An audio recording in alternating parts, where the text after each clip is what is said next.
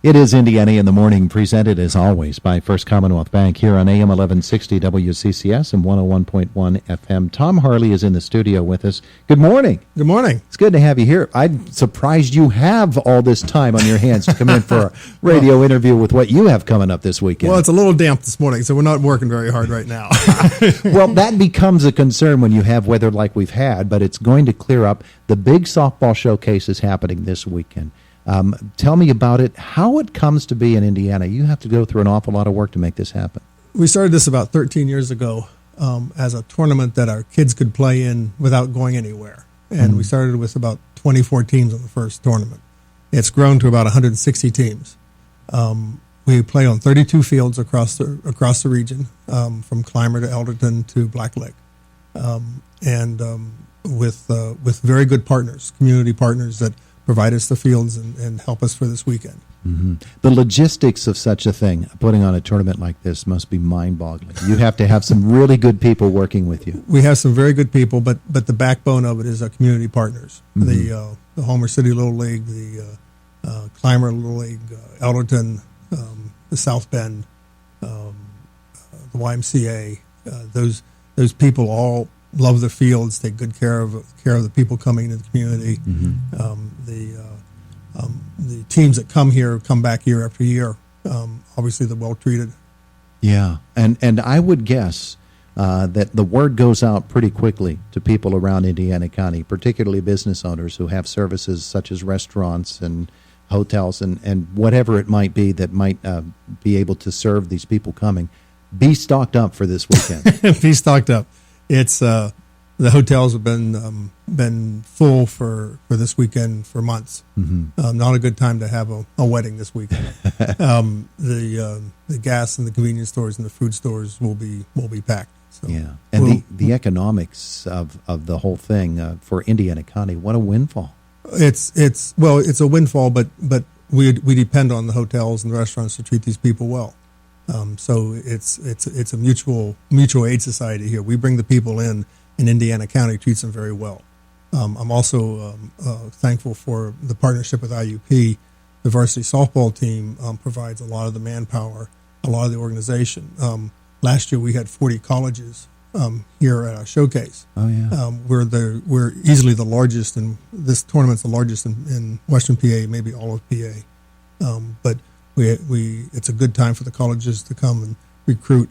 We'll have over 2,000 players that will be here. We have over 100 that will be at the showcase on Friday night at the Optimus Field. To get all of those talented players all in one general area where a college coach can watch a game here and see 3 or 4 players he might have an interest in or she might have an interest in, and then go to a field next door and there's 3 or 4 more, and just be able to really get some film on them, some numbers on them, and talk to the players themselves. It just must be a great benefit to them. I believe it is. We have about 200 colleges that play softball within 2 hours of Indiana, mm-hmm. and those 200 colleges need about 800 players every year. Yeah. So and most of these kids are going to local schools. Mm-hmm. So it's a great opportunity for our region to provide kids to these colleges. So you said about 160 teams. About 160 teams, yeah. With one of these typical teams, you've got the players, of course, and you've got others who are with them. What's the typical entourage that comes with the team? Oh, how many people do you expect from those 160 teams? It's inversely proportional to age. So if you're a 10 and under team, okay, you come with 13, 14 players, 4 coaches, and every player has a pair of adults and a couple of siblings. Okay. If we had a team up from Virginia last year that came in a 15-person passenger van by themselves. Uh-huh. so it varies greatly. Probably a couple, 3 people per player. Mm-hmm. We're thinking that there's probably 8,000 to 10,000 people coming this weekend, all around the region. Tom Harley is with us here on Indiana in the Morning. The big softball showcase is going to be happening this weekend on fields all across this area. And it's a wonderful opportunity for folks, especially with the weather supposed to be fantastic this weekend for folks to see. And I think that's an underrated aspect of it all. We can go out and we can see some really high-quality ball. We can. The 18As are playing at the YMCA and at the IUP fields. The great place to watch softball. These kids are really good. Yeah. So some of them will move on to D1, D2 programs. Yeah. It's amazing to see the speed that the game can be played at and the skill these girls have. Yeah, and I think one of the other aspects of it is we need to explain. This is fast pitch softball. This is big time softball. This is fast pitch softball. This is what's being played on TV right now. Yeah. This is where these girls learn these skills. And we've just seen our local seasons come to an end from the high school level. That's right. But the girls continue to play. Just like in basketball, you've got the AAU programs, and they go on all summer long, and teams travel all over the place. The same thing in softball, and we've got some really good players in this area who come together to form teams. Yes, we have good players here, but we also, this tournament attracts good teams from outside the area.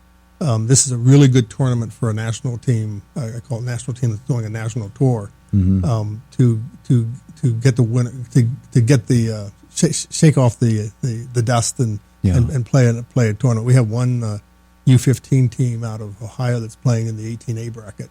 Oh yeah, they want to challenge themselves and play against some stiff competition. So take me through what happens for you during this tournament on a typical day. You're probably starting at, you're not going to bed the night before, and you're just working it the whole time. Do you get time to sit back a bit and relax and watch some ball? Well, it all depends on whether it rains. Uh-huh. Okay, and we've had one or two tournaments that it hasn't rained. This year, so far, it looks like this might be the third one. It's a real easy job if it doesn't rain. Mm-hmm. The games, the teams show up at the fields at 7 o'clock in the morning, so we're there a little bit earlier. If it rained the night before, we're there at dawn, working the fields up, getting them lined. And when I say we, I'm talking about all the community partners. So 32 fields, each have people that are working them and getting them ready. We do a little bit of work on the fields between games when we can, but we also are picking up trash and selling T-shirts and. When an umpire gets lost going to Elderton, we have to find him and get him there. Yeah, I was going to ask that next. Is you also have to get umpires and scorers and all of that. Yeah. I would assume that teams they provide their own official scorers, but you've got to get people to umpire these games. Yes, we're associated with USSSA, and they provide the umpires. So they train the umpires and bring the umpires in, and they do 3-man teams. Mm-hmm. These guys will do 8 to 10 games in a weekend. These guys and girls work really hard to do a good job. That's one of the reasons the tournament has grown, is because we do have such a great umpiring staff. Yeah.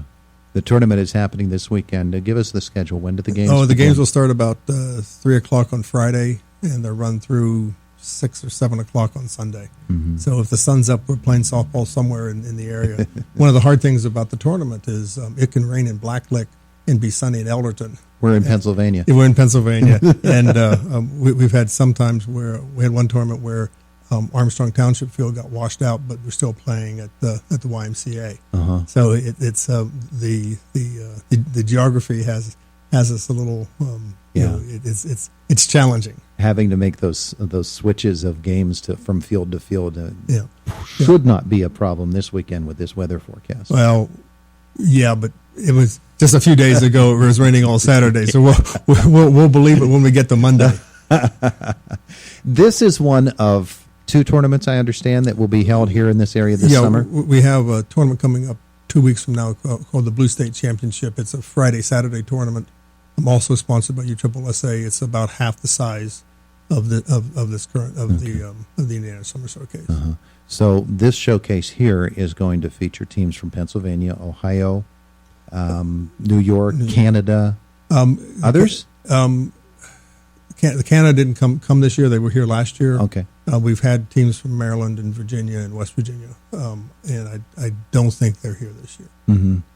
But you're still going to have 160 teams. We still have 160 teams. Young ladies playing softball, and my goodness, what a weekend it's going to be. And I salute you and everybody for putting this together. It's a great outreach for Indiana. The university's all flowered up from graduation. The town looks spectacular.